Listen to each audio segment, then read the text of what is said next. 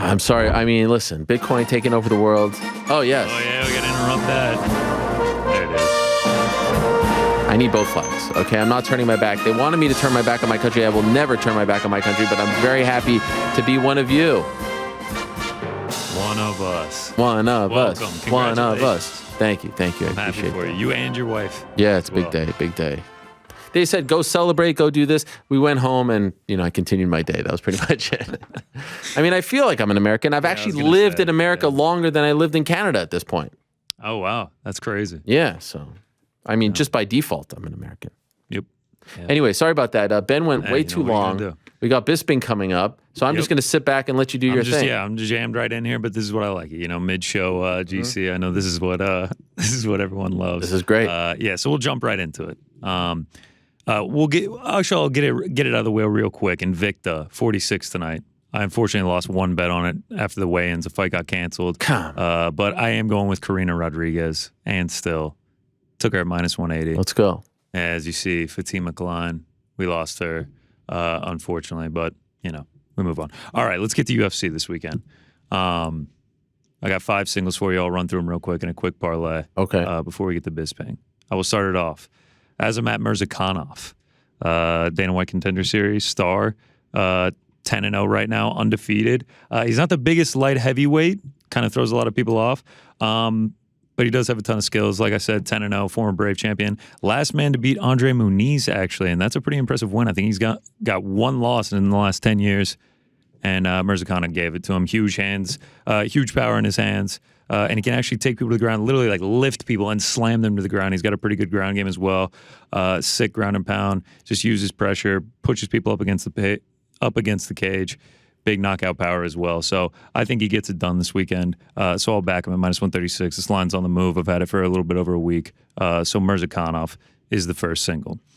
Next up, Carl Roberson. Took him last week as well. We discussed this on Monday. I know you're back in Rountree pretty heavy here.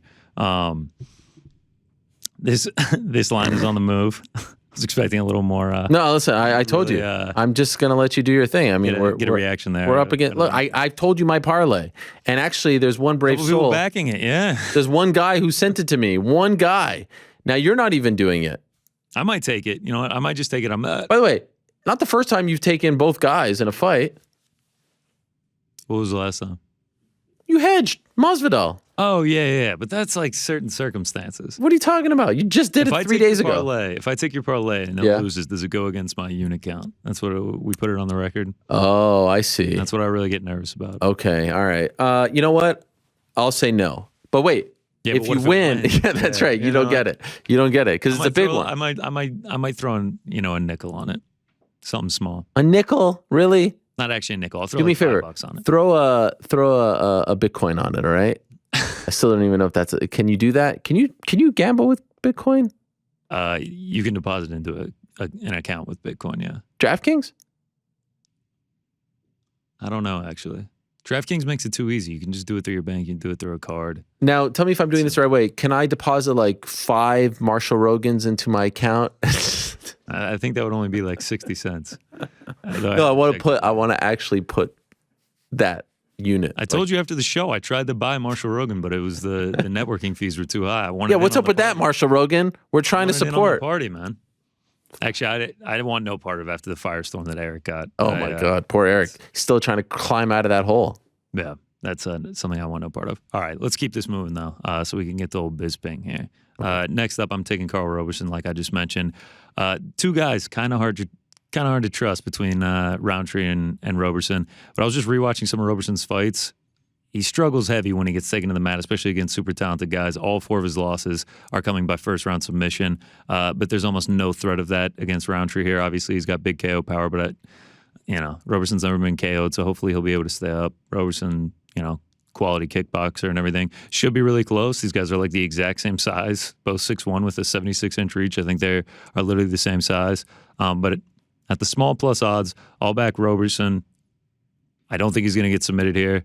He's 9-0 when he doesn't get submitted in the first round. So it'll probably be really close if it does go to decision. But at the small plus odds, I'll take Roberson. You never know which Khalil Rountree is going to show up. Seems like you're a little iffy. I mean, if he shows up and looks like he did against Eric Anders, right? then I'm probably dead. But I'm going to trust that it's not going to be that Rountree, and I think Roberson gets it done. Okay. Next up, Alex Pereira. Oh. I'm not going to bet against him until I see him lose in the UFC. This is just going to be a firefight against Bruno Silva. Bruno Silva said he wants to get into a brawl with this one, which I just don't think is a great idea for him. I know he's got huge power. He's a KO artist. He's got 19 KOs on his record. We've seen him do it at the UFC. Last time out against Jordan Wright, he made it look easy. But Pereira, man, if you don't know who he is, look up his top 10 knockouts on YouTube. You know, the legend of KOing Israel Adesanya, world champion kickboxer, only 2-time champion glory. I mean, he's just got a disgusting left hook, can put you out in one shot. He's going to have a huge height advantage, huge reach advantage here. If this one stays standing, I think he's going to be able to get the win. And Silva, he's got no takedowns in the UFC. I know he's a black belt, but I couldn't find any real tape of him offensively grappling. So I think this one is going to stay standing. I think it will be a brawl, and I think someone's going to get put out, and I think that Alex Pereira is going to be the one putting. I actually feel like this fight should be a bigger deal. Like, I feel like Pereira is one of those guys. I think so, too. As soon as it got announced, I was like, this is going to be a sick fight. Yeah. Like, I wouldn't be shocked if Pereira loses. I mean, if you notice, I'm going lighter this week just because, like, none of these are crazy confident plays. Yeah, I think it's going to be fireworks, dude. I think it is going to be brawl, and I think it's going to be fireworks. Like, this could easily be the quote-unquote co-main event or the second to last fight. Easily. Oh. It's on the main card, right? It is the first fight on the main card. All right, kicks off the main card. Yeah, so I got Pereira winning that one. Next up, Yadong Moraes. I'm going to take this one under 2.5. Grab that, minus 165. Marlon Moraes. Ooh. I mean, talk about... That's an interesting one. Talk about kill or be killed with Marlon Moraes of late. Last 8 fights, 4 losses by finish, 3 wins by finish, 1 went the distance. I mean, we saw it in the Merab fight at 266. He had Merab crazy wobbled, looked like he was going to go out, couldn't get him out, comes out the next round. I think it was like some streak of like 150 strikes by Merab with no answer, and ended up getting a finish. And Merab's like the decision king. It was his first finish in the UFC.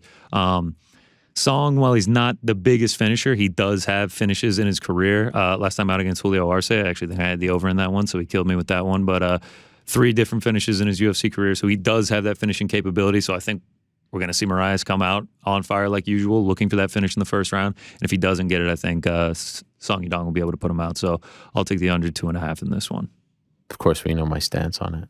It's more about the parlay. It's more about the fact that I was surprised all 4 of those guys. I mean... If Marlon Moraes comes out and like puts him out in the first round, I would not be surprised at all. I wish I knew the dude that sent me the tweet, because he was getting a lot of hate in particular for this fight. He was like, "Oh, Marlon Moraes is definitely going to lose." Everyone was writing to him. I've seen some people like I think one that I saw is betting on Marlon Moraes is like putting your money in a paper shredder.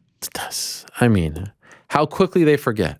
I mean, that's just an insane thing to say when you're betting on MMA. Like there are no locks. Like you can't. That's just impossible. Guy loses a couple in a row, and all of a sudden... I want to see you win this parlay. That would be nuts. You on it, so. Let me tell you something. If I win this parlay, I mean, look out. All of you jabrones in the betting world. What if the inverse happens? What if you go 0 for 4? Nah, you know, I'm not an expert. So I'm actually expecting. I'll be happy with a 2 for 4, a 50%. Yeah. You know, in baseball, that's tremendous. Batting 500. But in a parlay, that's terrible. No, it's terrible. In reporting, by the way, there's a lot of reporters out there who are happy with a 500 record. Wow, that's a dig it. I mean, not Helwani. We bat 1,000 over here. Anyway, please continue. Any truth to the Taito Ivasa Stipe Miocic fight? What are we getting? We getting scoops here now? This is I don't know. I've just seen seen it on segment. Twitter. I'm coming to you. I mean, you say you never guess miss what? anything. I just want to know. Luckily, he'll be joining us in a couple hours. Good. Yeah. If he wakes up. To it. I'm still waiting on my Shu Ivasa. It's taking a while to get here Trust from Australia. Me. First question. It's the first question. I want to do one on the show when I get it. I know. It would have worked out perfectly. All right, last single. Okay. Magomed Ankalaev. New York Rick hitting me up saying, be great if you went 2 for 4, but wow. Yeah. Why? He's rooting against me? I like how New York Rick is more vocal when he's not here than when he is actually here. Please tell this man that it's possible to take all 4 fighters as singles if he's expecting to go 2 and 4. They're all dogs. Okay. No. I want the I've always liked a good parlay. It's fun, you know? All right, feels like a coward's move. I've got breaking news on my end. Oh. We do have Bisping, so let me knock this out. Yeah, go ahead. I mean, he's a little early, 2 minutes, you know. Ankalaev, I'm going to take him inside the distance one. Ankalaev. I said it to New York Rick on Monday. This guy is 1 second away from being undefeated. He was going to get that decision win if he doesn't tap out to Paul Craig with 1 second left in the fight. Regardless, since that one, that was his UFC debut. He's 7-0 in the UFC since then. Really good striker. He's not afraid to mix in the takedowns. Isn't that efficient with him, but he still will take it to the mat.